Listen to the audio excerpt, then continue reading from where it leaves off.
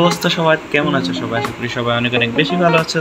তো আমি যেহেতু রান্না করতে পারি না, আমি আমার বোনের কাছ থেকে কিভাবে মাছ রান্না করা যায় সেটা শিখতে আসছি। তো চলো বেশি কথা না বাড়িয়ে আমাদের ভিডিওটা শুরু করা যাক। তো প্রথমত মাছগুলোকে গরম পানি দিয়ে ভালোভাবে ধুয়ে নিতেছে আমার দিদি, যেহেতু এর ভিতরে কোনো।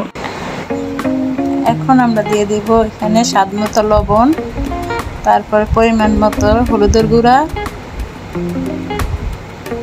তারপরে দিব একটু হালকা একটু লঙ্কার গুঁড়া যাতে কালারটা সুন্দর আসে। এখন আমরা এটাকে ভালো করে ম্যারিনেট করে নেব। তো আগে থেকে আমরা চুলায় তেলটা গরম করে নিলাম এবং গরম করার পর একটা একটা করে আমরা মাছগুলোকে ছেড়ে দিব। ছেড়ে দেওয়ার পর আমরা ভালোভাবে মাছগুলোকে ভেজে নিব। তো যেহেতু আমার বোন একা, তো আমিও একটু হেল্প করতেছি ওকে, যেহেতু আমি শিখতেছি আর কি। তো ভালোভাবে মাছগুলোকে এদিক ওদিক করে আমরা ভেজে নিব।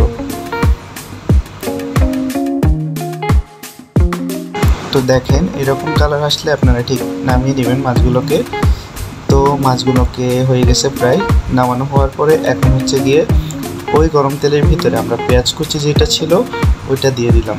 দিয়ে দেওয়ার পরে ভালোভাবে এটাকে নেড়ে চেড়ে ব্রাউন কালার করে নিব।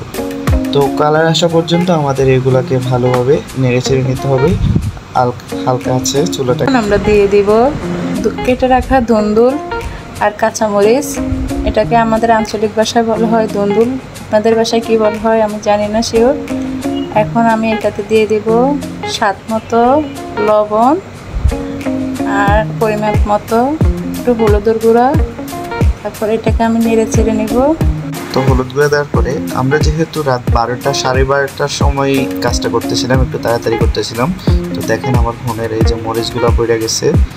যাই হোক, তো আমরা হচ্ছে এরপরে এর ভিতরে দিয়ে দেবো মরিচ। আপনারা ভাববেন আমরা যেগুলো পড়ে গেছিলো ওইগুলো দিলাম। যাই হোক, তো মরিচ দিয়ে আমরা ভালোভাবে নেড়ে চেড়ে নিব।